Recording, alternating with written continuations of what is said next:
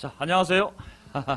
오늘도 이렇게 특별하게 우리 영등포에서 우리 사랑하는 가족들이 함께 와서 또 특별하고 기쁩니다. 너무 반갑고요. 언제 또 우리 싱글들도 영등포에 가서 또 함께 예배도 드리고 가족으로서의 교제를 나누면 좋겠습니다. 우리 언제나 또 몸은 마음은 싱글이지만 몸은 잘 따라주지 않는 우리 무지개 어머니 아버님들 항상 제일 먼저 와서 제일 먼저 씩씩하게 온 거 보면 참 놀라운 것 같아요. 우리 이현채 어머니 오셨네요. 이야, 우리 또 우리 사랑하는 또 딸의 도움을 받아서 이렇게 온 거 너무 정말 반갑습니다. 한 분 한 분의 발걸음이 소중하고 얼마나 특별한지 우리는 못 볼 수 있고 모를 수 있지만 하나님께서 천부 하늘 아버지께서 다 보고 계시고 또 기뻐하실 줄 믿습니다. 어쨌든 우리 사랑하는 가족들 또 오늘 처음 방문하신 모든 분들 다 환영하고요. 저는 오늘 어린 양의 혼인잔치에 초대를 받은 사람은 복이 있다라는 말씀을 가지고 말씀을 나누겠습니다. 성경에 잔치 얘기가 많이 나오지 않습니까? 많은 잔치 중에 성경에서 하늘나라를 비유할 때 어떻게 비유하냐면 한 왕이 자기 아들의 혼인 잔치를 준비하고 초대하는 것으로 많이 비유를 하고 있습니다. 오늘 찬송가 내용처럼 어린 양의 혼인 잔치, 바로 이 자리가 또한 어린 양은 그 왕의 아들인 예수 그리스도를 의미하거든요. 어린 양의 혼인 잔치, 예수 그리스도 이름으로 예배를 드리는 이곳이야말로 바로 어린 양의 혼인 잔치가 아닌가 싶습니다. 이 자리에 있는 모든 분들은 하나님이 초대해서 그 초대에 응답하고 여기에 오신 분들이요, 오늘 누굴 초대를 받고 왔든지 간에 이 자리에 있다는 것 자체가 이미 하나님의 초대를 받은 자들이요, 어린 양의 잔치에 있는 자들이요, 복이 있는 자들임을 믿습니다. 저는 하나님의 심판과 어린 양 예수의 구원에 필요한 제목을 가지고, 주제를 가지고 오늘 출애굽기 12장 말씀을 함께 보도록 하겠습니다. 요점을 보면요, 다 나오겠지만은 이제 우리가 배웠던 내용 그대로 출애굽하는 내용이거든요. 이제 이스라엘 백성들이 그 지긋지긋한 수백 년간의 노예 생활, 그 남의 나라 땅에서 정말 지긋지긋한 그 노예 생활을 벗어나서 하나님의 백성으로 새로운 땅에 가야 되는데, 그 노예 생활을 벗어날 수 있는 길을 하나님이 마련해 주시고 그 백성들에게 알려주고, 결국은 10번째 재앙을 통해서 믿지 않는 이스라엘 백성들은 그 첫째 아들이 죽임을 당하는 엄청난 고통과 슬픔을, 하지만 믿는 하나님의 백성들은 하나님의 인도 가운데 약속의 땅으로 나오는 그 놀라운 사건이 바로 오늘 이야기가 될 것 같습니다. 자, 오늘 이 배경을 이제 설명을 하게 되면, 이스라엘 백성이 고통스러운 노예 생활을 벗어나 이집트를 떠날 수 있었던 결정적인 사건은 10번째 재앙입니다. 그렇죠?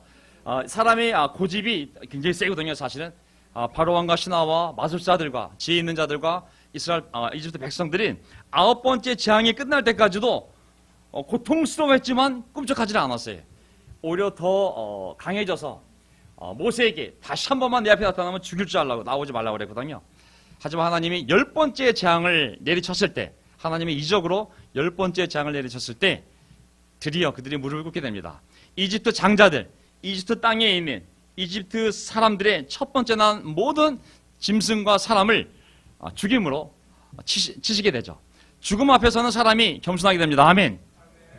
고통은 견딜 수 있지만 인간이, 죽음은 우리가 견딜 대상이 아닙니다. 무조건 우리는 그 앞에서 무력해지며 겸손해져야만 되는 것이죠. 하지만 그때 이스라엘 백성들은 죽음의 천사들이 비켜갔는데, 바로 그 비켜가는 길, 그 방법을 하나님이 마련해 주시고 알려주십니다. 그게 바로 오늘 배울 출애굽기 12장의 내용이고, 그 내용이 오늘 우리가 성찬한 내용이고, 그리고 우리가 왜 어린 양의 혼인잔치에 와 있는지를 설명해 준 내용이 오늘 이 내용이 되도록 하겠습니다. 아멘. 자, 요즘 많은 문제가 있지 않습니까? 가족적으로 애 교육 문제, 직장 문제, 경제 문제, 전세 문제, 이자 갚는 문제, 많은 문제들이 있습니다. 건강 문제도 있고, 나라를 보면 사드 문제, 참 많은 문제들이 있지만, 진짜 우리가 해결해야 할 문제는 죄와 죽음의 문제입니다. 모든 사람들은 반드시 죄의 문제를 해결해야 합니다. 하나님은 반드시 내가 준 인생을 가지고 어떻게 살았는지에 대해서 각 사람과 반드시 회개, 카운팅 하겠다고 말씀하셨기 때문에, 모든 사람은 자기가 살아있는 동안에, 살아있을 때 죄의 문제를 해결합니다. 그리고 죽음의 문제를 해결해야 합니다. 왜냐하면 죄와 죽음은 어떤 인간도 피할 수가 없이 반드시 하나님 앞에서 우리가 겪어야 할 내용들이기 때문에 우리는 살아있는 동안 이 죄와 죽음의 문제를 해결해야 합니다.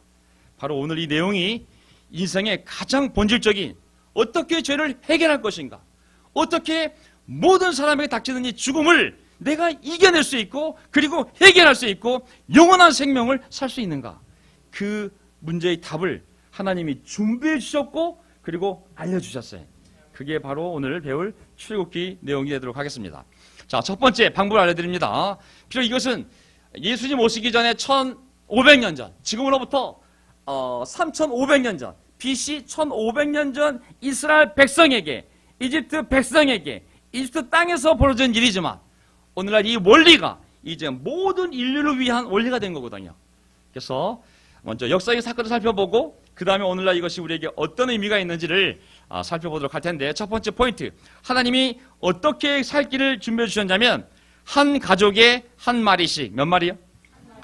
한 가족, 한 사람이 아닌 한 가족에 한 마리씩 어린 양을 마련하도록 하여라 라고 말씀하십니다. 어떤 동물이요?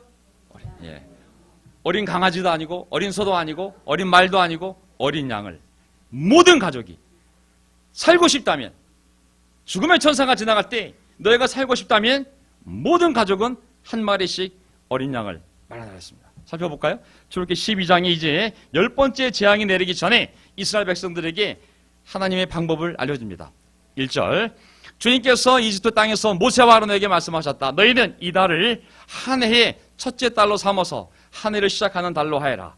온 이스라엘 회중에게 알려라. 이 달 열흘날 각 가문에, 각 집안에 어린 양 한 마리씩, 곧 한 가족에 한 마리씩 어린 양을 마련하도록 하여라. 한 가족의 식구수가 너무 적어서 양 한 마리를 다 먹을 수 없으면 한 사람이 먹을 분량을 계산하여 가까운 위치에서 그만큼 사람을 더 불러다가 함께 먹도록 하여라. 반드시 어린 양 한 마리를 준비해서 그리고 모든 사람이 반드시 먹도록 하라고 그랬습니다. 그러면서 5절, 그것도 암컷과 수컷을 분리해서 너희가 마련할 짐승은 흠이 있는 없는 1년 된 수컷 암컷 수컷으로 하되 양이나 염소 가운데서 골라라. 너희는 그것을 이달 열 나흘까지 두었다가 3월 10일 날, 양력 3월 10일 날쯤에 그것을 잡았다가 한 4일째 되는 날 그것을 해질 무렵에 모든 이스라엘 회중이 모여서 잡도록 하여라. 자, 하나님 이제 10번째 재앙을 가지고 그 고집세고 교만한 바로왕을 치서 하나님의 아들 장자인 이스라엘 백성들이 나갈 수 있도록 어떤 것을 준비했는데, 10번째 재앙은 무서운 재앙이에요. 지금까지 9번째 재앙은 주로 우리의 고통과 관련된 거였다면 이제 10번째 재앙은 거의 마지막까지 그 고집을 피우고 하나님을 인정하지 않고 받아들이지 않는 바로와 신하와 백성들의 생명 바로 앞에까지 오는 죽음인 거거든요. 그것은 바로 장자, 자기 가족 안에 있는 첫 번째 난 아들의 죽음인 것입니다. 이것을 칠 때 하나님은 이스라엘 백성들은 구원받기를 바랬어요.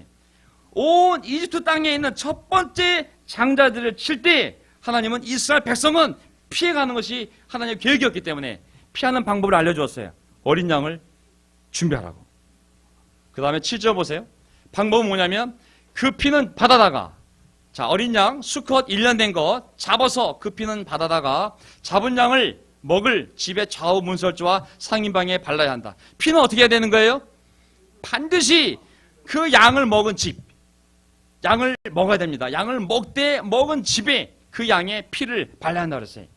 8절, 그날 밤에 고기를 먹어야 하는데, 피는 바르고 고기는 먹어야 하는데, 고기는 불에 구워서 누룩을 넣지 않은 빵. 우리가 성신할 때 빵은 누룩을 넣어야 안 넣어요? 원래는? 안 넣잖아요. 빵과 쓴 나물을 곁들여 함께 먹어야 한다. 단나물이에요? 쓴 나물이에요? 쓴 나물을 함께 먹어야 한다. 너희는 고기를 결코 날로 먹거나 물에 삶아서 먹어서는 안 된다. 머리, 다리, 내장 할 것 없이 모두 불에 구워서 먹어야 한다. 자, 이제 그렇다면 하나님이 10번째 재앙을 때려야 바로가 이스라엘 백성을 내보내서 하나님께 예배드려 나갈 출애굽을 할 수 있는데, 그때 죽음의 천사가 올 때 이스라엘 백성들은 구원을 해야 돼. 이스라엘 백성의 장자들은 구원을 해야 되는데, 방법이 뭐냐면 어린 양을 잡아서 반드시 그 고기는 먹어야 되고 살은 먹어야 되고 피는 그 집에 발라하는 것이. 이게 하나님이 준비한 방법이고 이 방법을 알려주신 거예요. 그러면 12절 보세요. 그날 밤에 내가 이집트 땅을 지나가면서 사람이든지 짐승이든지 이집트 땅에 있는 처음 난 것을 모두 치겠다. 그리고 이집트의 모든 신을 벌하겠다. 나는 야훼 여호와 주다라고 말씀하셨어요. 자, 언제 치겠다고 말씀하셨어요? 낮이에요? 아침이에요? 밤이에요? 밤이에요. 밤에. 이 시간은 이집트 왕들로 시작해서 신하, 백성, 종 어느 누구도 알지도 못했어요. 그 날도 알지 못했고 그 시각을 알지 못했어요. 오직 이스라엘 백성들에게만 미리 그 재앙을 필행할 수 있도록 그날 날짜를 정해주고 그리고 시간을 정해줘서 해질 무렵에 반드시 너희들은 고기를 먹고 어린 양의 피를 집에 발로느라고 알려주셨어요. 그날 밤에 죽음의 사자가 내려와서 이집트 땅에 있는 모든 집에 장자를 죽일 거라고는 아무도 감히 상상을 할 수가 없었던 것이죠. 여러분, 우리 인생 가운데 내일 무슨 일을 할지 아시는 분 계십니까? 너무 재밌는 뉴스가 있었는데요. 기상청이 체육대회를 하는데, 이거 방송 조심하세요. 체육대회 하는데, 기상청 직원들 체육대회 하는데, 그 체육대회 날 비가 왔대요.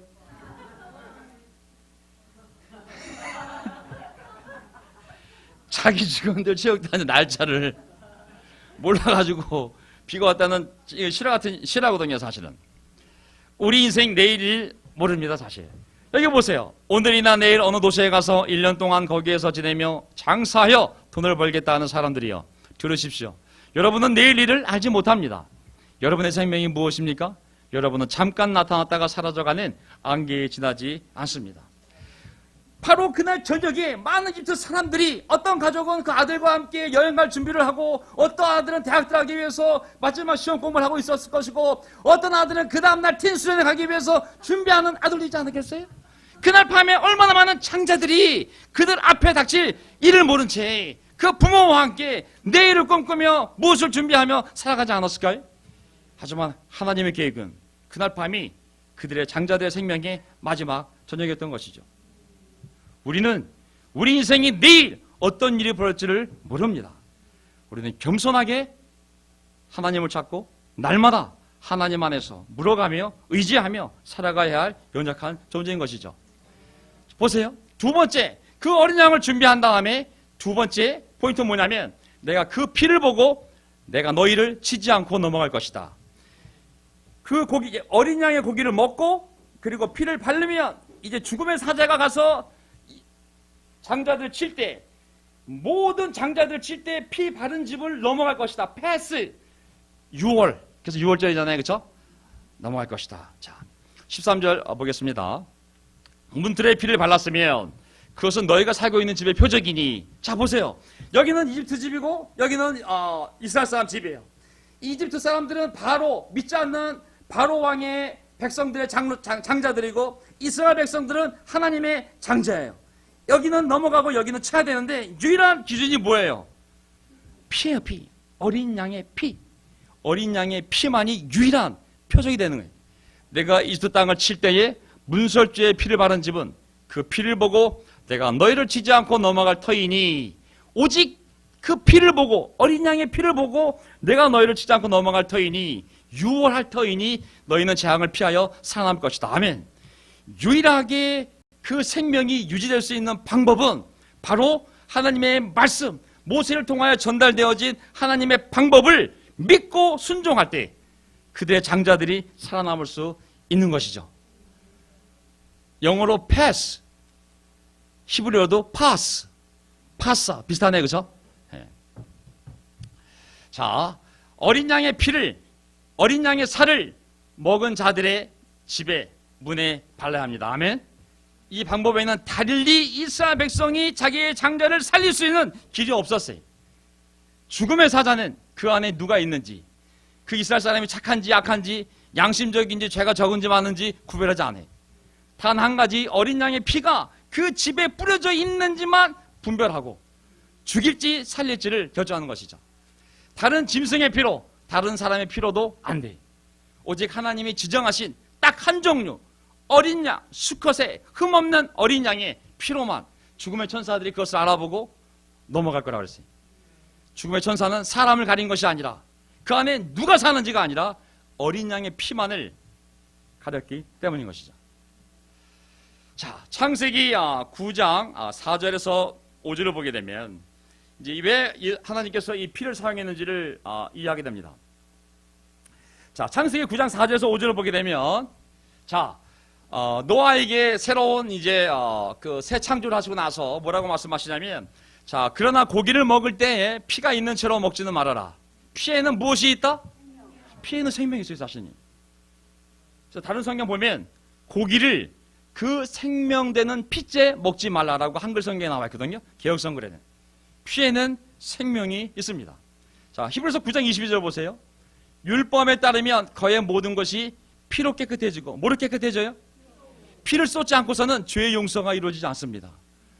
이 피에는 생명이 있는 거예요.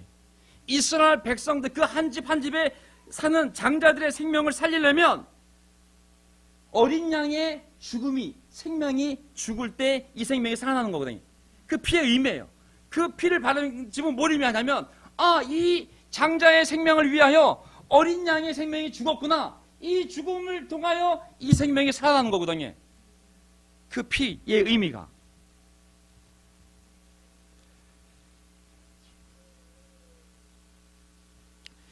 모든 건강검사하게 되면 뭘 검사하죠? 피를 보면 다 알 수가 있잖아요.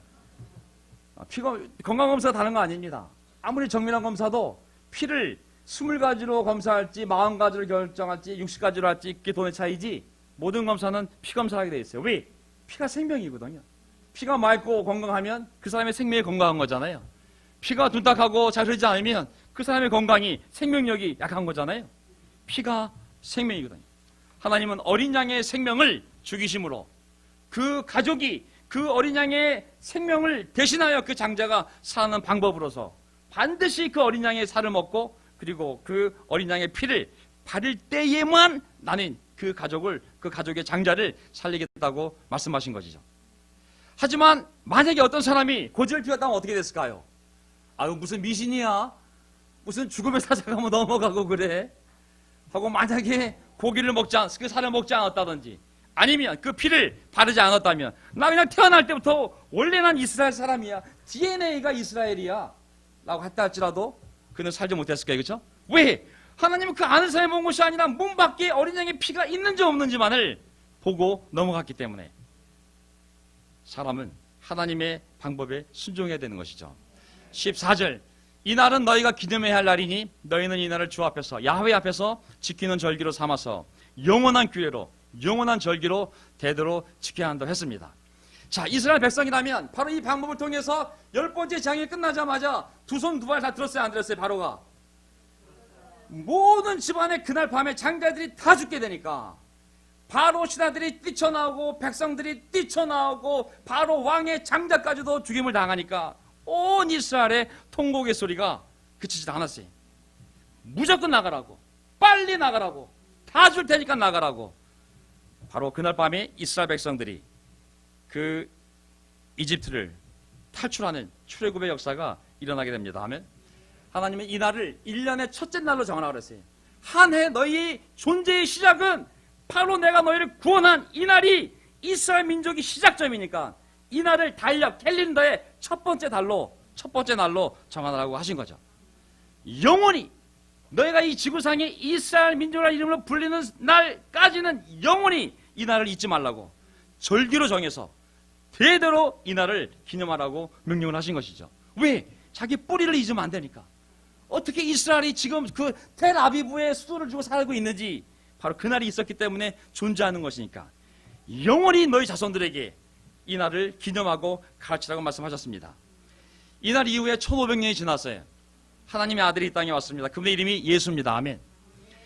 예수님의 가족은 유월절 지켰을까 안 지켰을까요?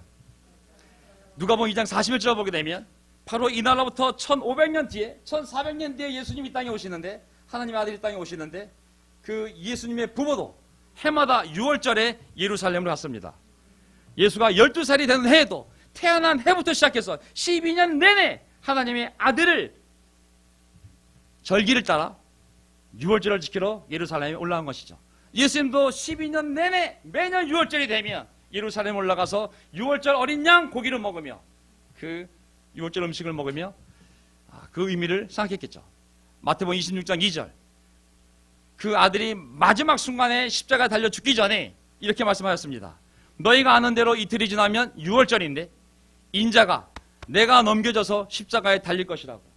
그 아들은 하나님의 어린 양으로서 십자가에 달려 죽음으로 말미암아 죽음의 사자들이 그 믿는 자들을 넘어갈 수 있도록 그 어린 양으로 죽어야 되는데 이틀 뒤면 바로 그 6월절 날 자기가 그러한 죽음을 당할 것을 알고 있었습니다.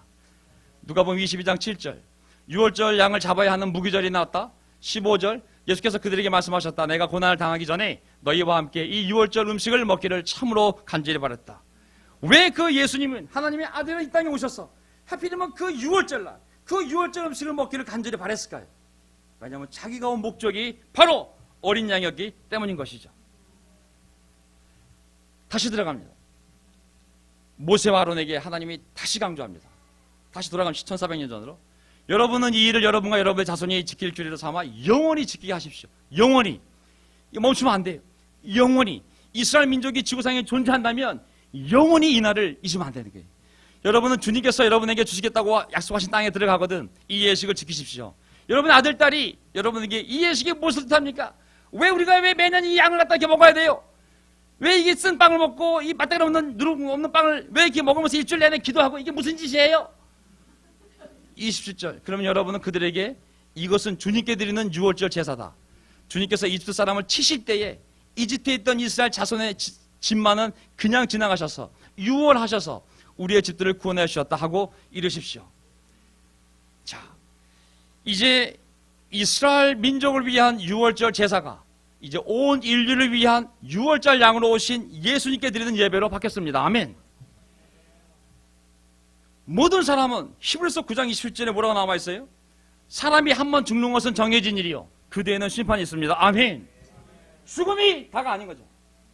어떻게 죽는지가 중요한 것이 아니라 죽음 뒤에는 반드시 모든 사람이 부활하여 선한 일을 한 사람은 부활하여 영원한 생명을, 하지만 죄인은 부활하여 영원한 심판을 받는다고 하나님이 이미 우리에게 알려주셨습니다.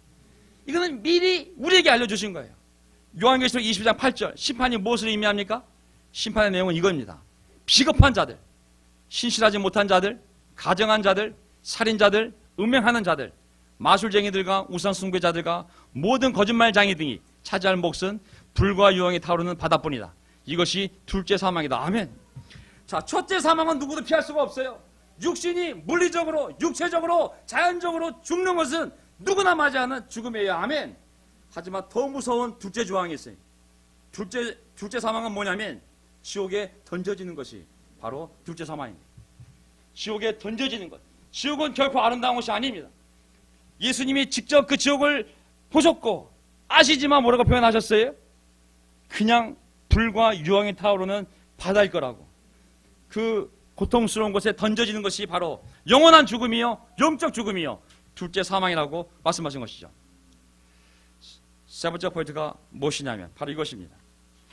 하나님께서 세상을 이토록 사랑하셔서 외아들을 주셨으니, 이 세상에 우리 이름을 놓으면 맞습니다. 하나님께서 도연이를 이토록 사랑하셔서 외아들을 주셨으니, 하나님께서 김두수 아버님을 이토록 사랑하셔서 외아들을 주셨으니, 이 세상은 저 자연을 얘기한 것이 아닙니다.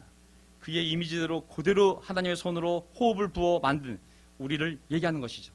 우리를 이토록 사랑하셔서, 너무 사랑하셔서, 그렇게 그처럼 사랑하셔서가 아니라 이토록 사람이 이해할 수 없는, 사람이 왜 저런 짓을, 왜 저런 일을 도저히 이해할 수 없는, 아무리 설교가가 아무리 무엇으로 하든지 간에 사람이 도저히 이해할 수 없는 이토록 사랑하셔서 외아들을 주셨으니, 이게 저의 세 번째 포인트입니다. 그래서 이제 그 하나님의 아들이 오늘 성찬 내용처럼 자기 아들을 우리에게 내려보내게 됩니다. 이스라엘 백성들을 살리기 위한, 이스라엘 백성들이 노예 생활에서 벗어나서 앞으로 갈 수 있도록 모든 이집트 장자들을 칠 때 이스라엘 장자들을 살리기 위해서 어린 양을 집집마다 한 마리씩 죽여서 그 피로 그 가족들을 다 살려낸 것처럼, 이제 온 인류의 가정에 모든 집이 하나님이 준비한 예수 그리스도 어린 양을 통하여 영원한 생명을 얻기를 바라시는 거죠. 바로 그 목적을 가지고 하나님의 아들이 이 땅에 오신 것입니다. 요한복음 1장 29절. 세례 요한은 바로 그 어린 양을 이 땅에 내려보내기 전에 하나님이 자기의 아들을 온 인류를 구할 6월절 어린 양으로 보내기 전에 그 양을 소개하기 위해서 미리 보낸 사자입니다. 그 다음날 세례 요한은 예수께서 자기에게 오시는 것을 보고 말하였다. 보시오, 세상 죄를 지고 가는 하나님의 어린 양입니다. 아멘. 이스라엘 민족뿐만 아니라 이제 모든 사람들의 죄값을 치르고 죽음의 사자가 죽여서 부활하여 영원한 지옥에 떨어질 운명에 처해진 사람들에게 이제 그 죽음의 사자가 건너갈 수 있도록, 죽음이 아니라 영원한 생명이 올 수 있도록 이 땅에 죽기 위하여 그 피를 우리 보고 바르라고, 너희 집안에 바르라고 오신 바로 하나님의 어린 양이라고 얘기하고 있습니다. 요한복음 3장 16절. 하나님께서 세상을 너무나 사랑하신 나머지, 이토록 사랑하신 나머지 외아들을 내주시어 그를 믿는 사람은 누구나 멸망하지 않고 영원한 생명을 얻게 하시다. 아멘. 모든 사람이 죽음의 사자를 통해서 둘째 죽음에 이를 때 그 예수의 피, 어린 양의 피를 그 양심에 뿌리고 마음에 뿌리고 회개한 사람들이 죽음이 넘어간 정도가 아니라 영원한 생명을, 구원을 받게 하신다고 말씀하셨습니다. 하나님께서 아들을 세상에 보내신 것은 세상을 심판하라는 것이 아니다. 세상이 아들을 통하여 구원을 받게 하려는 것이다. 아멘. 그게 바로 우리의 어린 양, 세상의 어린 양, 하나님이 보내주신 어린 양, 바로 예수 그리스도입니다. 아멘. 주 예수를 믿어라. 그러면 너와 너의 무엇이 구원을 받는다고 그랬어요? 너의 가족이 구원받는다고 했잖아요. 그렇죠? 하나님은 모든 가족이, 하나님이 만들어 놓은 이 땅의 모든 가정들이 자기 아들, 세상의 어린 양, 하나님이 준비한 어린 양의 피를 통하여 영원한 생명을 얻기를 바라십니다. 아멘. 그것이 오늘날 이 예배의 목적이요, 이 교회를 세운 목적이요, 우리가 바로 이 모여서 이렇게 기도하며 찬송하며 그리고 예배를 드리는 바로 목적이라고 말할 수 있습니다. 자, 어떻게 예수님이 그 6월절 양의 피와 살로 자기를 설명했을까요? 요한복음 6장을 보세요. 나는 하늘에서 내려온, 뭐라고 그랬어요? 자기들 빵 좋아하죠?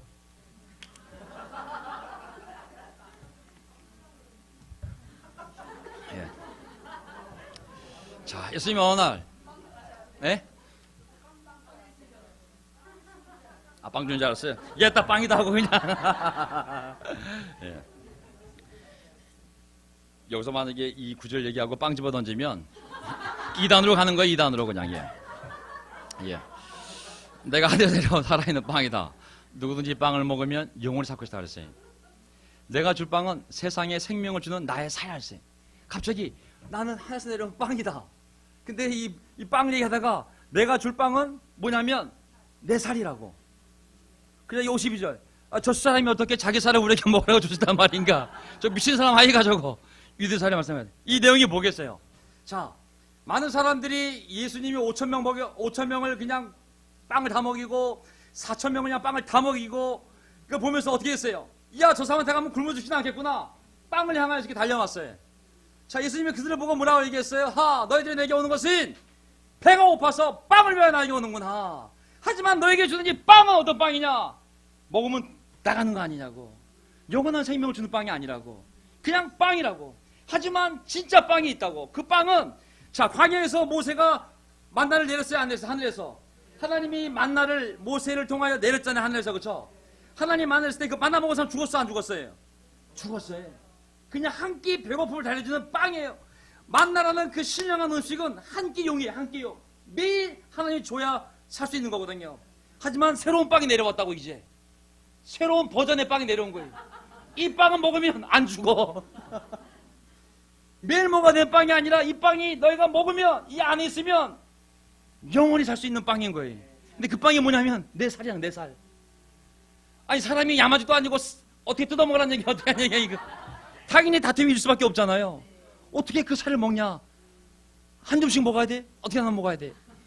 요한복음 2장 53절. 예수께서 그들에게 이르셨다. 내가 진실로 진실로 너에게 말한다. 너희가 인자의 살을 먹지 않고, 또 인자의 살을 플래시, 인자의 살을 먹지 않고 그의 피, 블러드 마시지 않으면 너희는 생명을 얻지 못한다. 피도 나오고 살도 나오고 있어요. 54절. 내 살을 먹고 내 피를 마시는 이는 영원한 생명을 얻고 나도 마지막 날에 그를 다시 살릴 것이다. 다시 내 살과 내 피를 막 먹고 마실 때 영원한 생명을 얻는다고 하지 않습니까? 58절. 이것이 하늘에서 내려온 빵이다. 너희 조상들이 먹고도 죽은 것과 달리 맞나? 이 빵을 먹는 사람은 영원히 살 것이다. 아멘. 우리가 성찬을 하지 않습니까? 무엇을 마셨어요? 우리는 포도주를 마셨어요. 그리고 빵을 먹었어요. 무엇을 상징하는 겁니까? 포도주는 예수님의 피를 상징해요. 빵은 무엇을 예수님의 찢겨진 살을 의미합니다. 세상의 모든 음료는, 빵과 음료는 먹고 마시면 다 드러나가지만 우리가 매일 먹고 마시는 그 빵과 포도주는 뭘 상징하는 거예요? 너희 안에 이미 예수님의 피와 예수님의 살이, 어린 양의 피와 어린 양의 살이 있다는 것을 우리가 알려주는 거예요. 너희 안에 영원한 생명이 있다는 걸 알려주는 거예요. 그걸 먹을 때 산다는 것이 아니에요. 이미 너희는 세례받을 때 성령이 너희 안에 들어가서 예수님이 영으로 너희의 살과 너희의 피가 되어서 너희 안에 살고 있다는 것을 알려주는 거예요. 너희의 생명은 영원한 생명이라는 것을 알려주는 거예요. 그걸 확인하기 위해서 우리는 성찬합니다. 아멘. 그거 할 때마다 내 안에 그 생명이 있음을, 그 피가 있음을 확인하면서 내 피는 A형도 아니요, B형도 아니요, C형도 아니요, 바로 지저스형이라고. 내 안에 그분의 피가 흐르고 있다. 나에겐 영원한 생명이 있다고. 우리는 죽음도 맞설 수 있는 용기 있는 삶을 살 수 있게 된 것이죠. 에베소 1장 7절. 이 아들 안에서 하나님의 풍성한 은혜를 따라 그분의 피로 구속, 죄 용서를 받게 되었습니다. 아멘. 어떻게 그 우리 인생의 가장 본질적인 죄의 문제를 해결할 수 있을까요? 죄 없는 사람 지금 나가셔도 돼요. 바깥에서 뒤로. 설교 안 들으셔도 돼요. 여기 올라와서 설교하세요. 자, 모든 사람의 죄는 오직 어린 양의 피로만 해결할 수가 있는, 바로 예수 그리스도가 우리 인류의 죄를 용서받게 하기 위한 하나님이 준비해 주시고 우리에게 알려주신 바로 유월절 양이신 거죠. 오직 그분의 피로만. 2장 13절. 여러분이 전에는 하나님에게 멀리 떨어져 있었는데 이제는 그리스도 예수 안에서 그분의 피로 하나님께 가까워졌습니다. 어떻게 사람이 하나님께 나아갈 수 있을까요? 오직 예수 그리스도의 피 외에는 하나님께 나아갈 자가 없습니다. 우리가 회개하고 세례받을 때 그분의 피로 우리의 양심이, 히브리서 10장 22절 보세요. 우리는 마음에다 예수의 피를 뿌려서 집에 문에 뿌리는 것이 아니라 우리의 양심에, 우리의 마음에 뿌려서 죄책감을 씻어버리고 맑은 물로 몸을 깨끗이 씻었습니다. 바로 이러한 마음이 있기에 우리 예배드릴 수 있고 찬양할 수 있고 기도할 수 있고 교제할 수 있는 것이죠. 마지막 9절입니다. 백성은 이 말을 듣고서 엎드려 주님께 경배를 드렸다. 이스라엘 자손은 돌아가서 주님께서 모세와 아론에게 명하신 대로 하였다. 한밤중에, 출애굽기 12장 마지막 9절입니다. 한밤중에 주님께서 이집트 땅에 있는 처음 난 것들을 모두 치셨다. 모두 치셨다. 아멘. 한밤중에 아무도 알지도 못했어요. 한밤중에 누구도 상상도 할 수 없는 그 시간에 죽음의 천사가 이 땅에 내려와서 이집트에 있는 모든 장자들을 다 생명을 치셨음을 알 수가 있습니다. 여러분, 우리 하나님 앞에 겸손합시다. 아멘. 혹시 우리 가운데 하나님을 믿지 않는 분이 계시다면, 또 그분의 생명의 말씀을 통하여 회개하고 그리고 세례받지 않은 분이 계시다면 저는 용기 있게 권해드리고 싶어요. 꼭 하나님의 말씀을 함께 공부하시기 바랍니다. 공부하는 분이 계시다면 저는 성급한 마음을 가지고 공부를 끝내시고 용기를 갖고 회개하고 그리고 세례받으시기를 부탁드리고 싶습니다. 한밤중에 어느 누구도 예측하지 못한 한밤중에 죽음의 천사가 처음 난 모든 것들을 쳤다고 얘기하고 있습니다. 하나님은 반드시 자신의 뜻을 이루시고 당신의 말씀대로 그대로 하실 것입니다. 하나님의 영원한 생명의 말씀을 듣고 믿음으로 순종한 자들은 하나님의 어린 양의 귀한 피로 우리를 살려주시고 우리를 천국으로 인도해 주실 것입니다. 아멘. 자, 어떤 분이 얘기했어요. 잔치. 요한계시록 19장 9절. 또 그 천사가 나에게 말하였습니다. 어린 양의 혼인잔치에 초대를 받은 사람은 복이 있다고 기록하여라. 그리고 또 말하였습니다. 이 말씀은 하나님의 참된 말씀이다. 온 인류를 위하여 우리의 죄를 용서받게 하시고 그리고 죽음이 아니라 영원한 생명을 얻게 하기 위하여 우리 양심에 뿌려진 어린 양의 피, 그 어린 양은 죽으셨지만 다시 부활하셔서 우리가 천국에서 만날 줄 믿습니다. 아멘. 그것이 바로 어린 양의 혼인잔치입니다. 우리는 지금 어린 양의 혼인잔치에 갈 준비를 하고 있어요. 놀라운 주불리도 준비되어 있고 이 땅에서 많은 잔치가 있지만 우리가 궁극적으로 맞이해야 할 잔치가 하나 있어요. 그것이 바로 천국에서 벌어질 어린 양의 혼인잔치인 것이죠. 나를 살리기 위하여 기꺼이 죽임을 당한, 그리고 내 양심에 피를 뿌려주신 그 어린 양의 혼인잔치에 초대받은 사람은 복이 있다고, 오늘 이 자리에 계신 분들이 바로 그 잔치에 초대받은 분들이요 복이 있는 자들임을 믿습니다. 이 말씀은 하나님의 참된 말씀입니다. 아멘.